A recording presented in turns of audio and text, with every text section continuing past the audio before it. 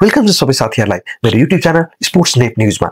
एक रनको बदला को के हुन्छ, एक रनको कीमत के हुन्छ, त्यो नेपाली खेलाडीहरुले भन्दा ठूलो कसले देखेको होला। हजुर साथीहरु, अस्ति T20 वर्ल्ड कपमा हामीले साउथ अफ्रिकासँग एक रनले हार्दा हामीले करोडौं नेपालीहरु कति निराश भएको थियो हैन। तपाई हामी सबैलाई थाहा छ त्यो एक रनले हामीलाई कति रुवाएको थियो, कति दिनसम्म तपाई हामी सबैजना कति रोएको थियो। हजुर त्यही एक रनको मौका बदला लिने मौका फेरि आएको छ हैन नेपाललाई। नेपाल भर्सेस साउथ अफ्रिकाको गेम फेरि शनिबार 6 बजे हुँदैछ र त्यस्तै नेपालको अर्को चिर प्रतिद्वन्दी अफगानिस्तानसँग चाहिँ शुक्रबार 8:45 बजे हुँदैछ।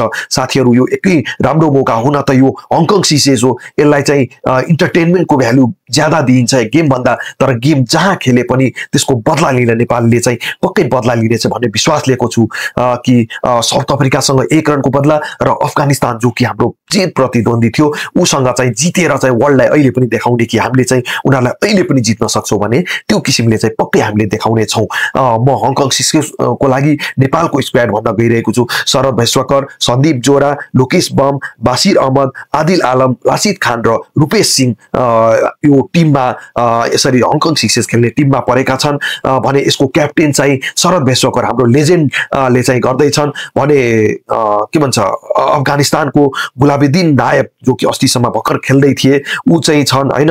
अनि त्यो किसिमले चाहिँ करिम जन्नतहरु जस्ता खेलाडी जो कि अस्तिसम्म अफगानिस्तान टिममा थिए त्यस्तो खेलाडीहरुलाई सबैलाई ल्याएर चाहिँ निकै नै स्ट्रङ टिम पठाएको छ।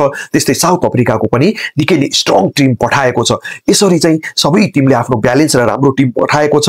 नेपालको पनि एकदम राम्रो नेपालको पनि राम्रो टिम छ।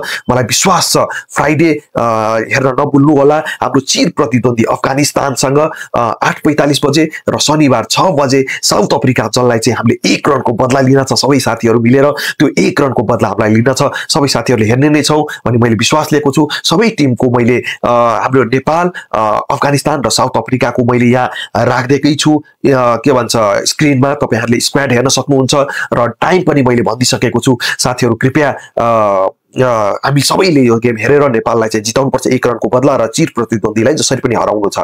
प्लिज यो भिडियो मन पर्यो भने प्लिज लाइक सब्स्क्राइब गरिदिनु हुनेछ। सब्स्क्राइब गरेर सपोर्ट गरिदिनु हुनेछ मैले विश्वास लिएको छु। आजलाई यति नै, हस्, थ्यांक यू।